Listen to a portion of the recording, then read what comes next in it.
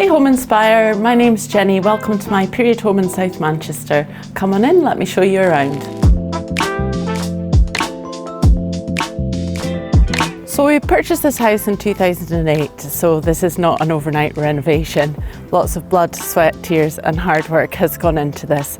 Mostly for the first 13 years was boring stuff that nobody can see, like roof refurbishments, insulation, fixing broken things, paying the mortgage. And it's only been in recent years that we've managed to go room by room and get it to where it is today. So let's head on in and start the tour. So this is the hallway, massive high ceilings, original cornicing. We actually restored the original flooring, and when we did so, ripping up carpets, we realised how cold it was. So that's where the boring bits came in, and we had to insulate the cellars below. It's a really busy house and we have lots of family and friends visiting all the time. So storage is really important to us, as well as attempting to keep a busy house looking nice too. So you'll notice we've got a sliding door here, and originally this was my kitchen area. Strangely didn't have a door to it at all, but when we redesigned this to be a lounge, we needed a door, and it's got a massive concrete lintel above it that was structural. So it was either spend thousands of pounds making the space big enough for a standard door, or the cheaper design option is just a sliding door on top.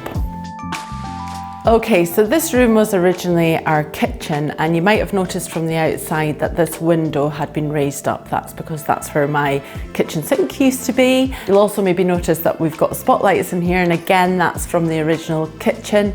And again, at some point, I'm sure we'll hang some beautiful lighting. The house is a bit of a jungle. We've got lots of plants in here. I love plants, and in fact, I have 52 of them around the house. I don't know what I'm doing. I don't know how they grow so big, but whenever I see a dead leaf, I just cut it off and give it some water, and it seems to work.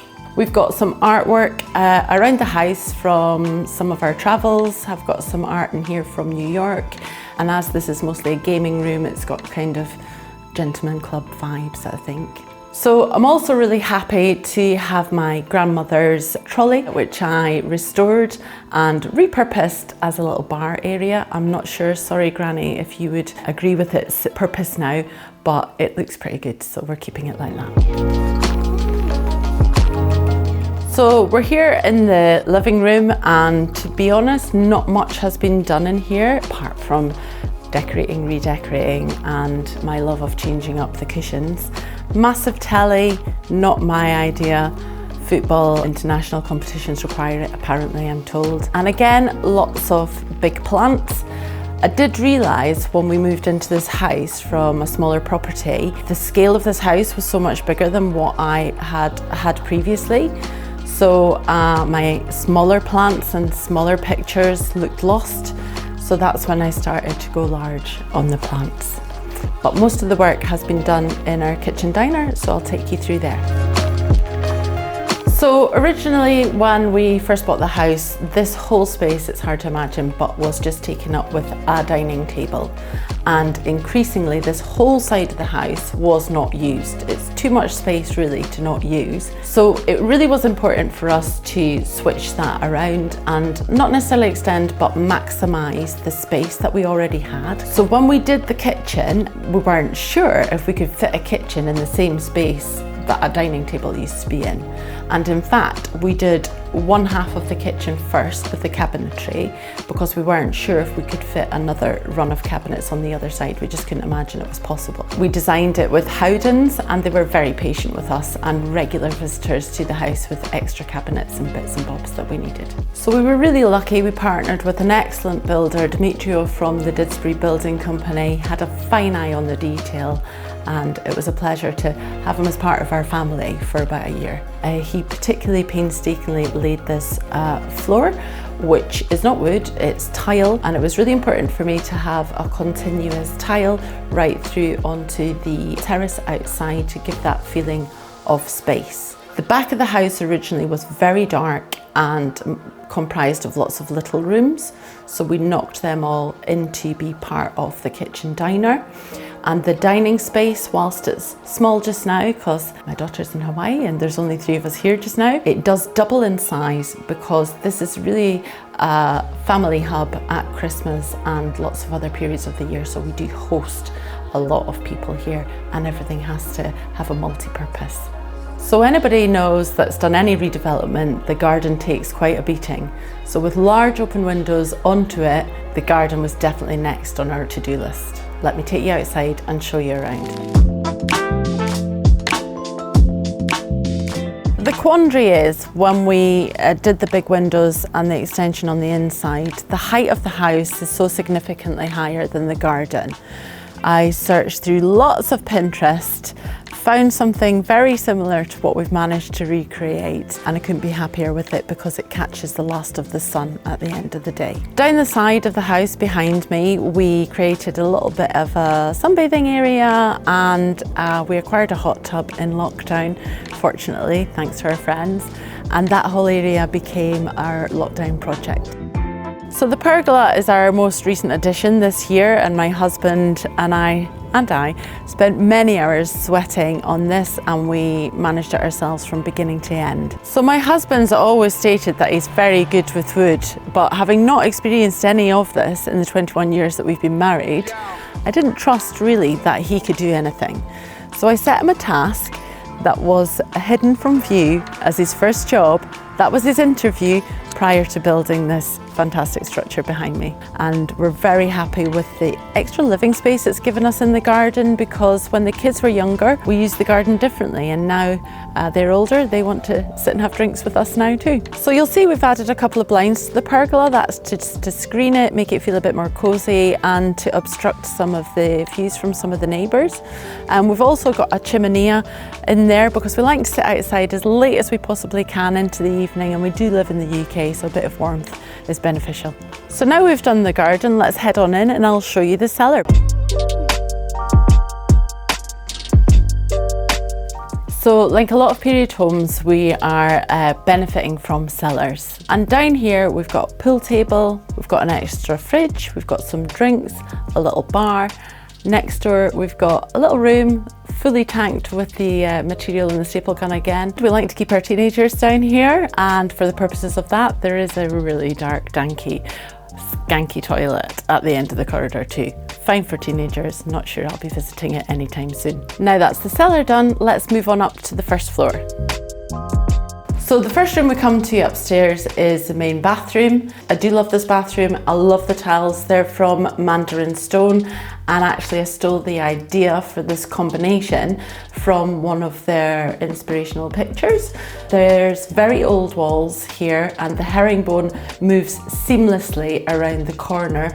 Because our builder Demetrio had such an eye on the detail, he took the tiles off about 4 or 5 times before he was happy with how it matched around the corner. I thank him for that most days. Okay, so the sink is resting on an eBay purchase, and we kind of adjusted the legs so that it was a lower height, but we had a restricted area, so a lot of the vanity units and the traditional units that are supposed to be for housing sinks didn't really work in the space, so this was a hard thing to find. I've also got some charity shop pieces. I think this chair, I'm very proud, cost me £11. And of course the plants, a necessity. Okay, so welcome to my daughter's bedroom. This has evolved over the years as she has grown from 6 years old in this room. I think at one point it was completely pink, thankfully no longer. So I mentioned downstairs that we didn't really extend, we just repurposed the room, but I kind of lied because we did do a very, very small squaring off of the dining area below. And from my daughter's window, you can see where that flat roof exists today. So now I'll take you through to the front of the house and show you the 2 bedrooms at the front. So before I take you through to the master bedroom, I'll just highlight the carpet because I love it. I'm a bit of a clean freak, so I went for a herringbone kind of jute carpet. It hides a multitude of sins and it has traffic on it. It still looks as good as the day that we put it in 6 years ago. I've also got this cabinet here. This is an antique cabinet that I instinctively purchased. It cost me £30 and it holds my Vogue collection from the 90s very, very well with no bending shelves, so that's a win. So this is the main bedroom and wasn't always laid out like this. Originally, the radiators were in different places, so I had to wait very patiently till we could change the radiators to accommodate the wardrobes in the place where I wanted them. The massive bed was a fearful purchase. I wasn't sure whether it would be okay in the room, but we've got such high ceilings that I think it works. A lot of the furniture here is from made.com. It had the dimensions that we needed for the room. And also the two chairs at the window, whilst they look great, they're actually a practical purpose because they make into chairs, and as we host most of our family at Christmas, they are very important beds for visitors. We've got an ensuite. It's very open into the bedroom, and it was originally like that when we moved in. However, it didn't function very well and it leaked and had lots of problems, so we had to strip it back to brick and do a bit of a redesign. So we've got our basin resting on an old dresser that I picked up at Bernardo's. Again, that was about £30, but it was a nice saving and a nice original piece to put into the bathroom. Okay, welcome to my son's bedroom. It's got a big bed here from Feather and Black. We borrowed furniture from around the house when he started to find his own style and redesign his own bedroom. We also had to adapt a desk for a very important computer that he built for himself. So as one of the bigger bedrooms in the house, unfortunately, he has to house a lot of my wardrobe. When we first moved in here, storage was a big thing for me, so we multi-bought IKEA wardrobes, and then we've just personalised them with different handles for each room. So 2 of the 3 wardrobes in here are mine, sorry Dexter, and the other one is his. We also tried to inject a bit of fun with the light fittings in here as well. Now I'll take you to the final bedroom in the house, which is on 1 floor up and is a guest room come my daughter's friend's room. Not much done up here, just the same redecoration, suiting it to guest room and my daughter's friend's room. So a little bit of storage in here for guests, and the ensuite very handy. Again, not done any major work, but just updating things where we could, like handles and mirrors and things like that. We've also got a little reading nook right at the top of the house, and the shelves beside have lots of children's books on there. That's for visiting families and younger kids that still come to visit our house. So that wraps up the tour. Thank you so much, Home Inspire, for visiting us. It's been really fun showing you around. Just so you know, we also hire out the house for film and location shoots, and you can see the link below. It's been great to meet you. See you soon.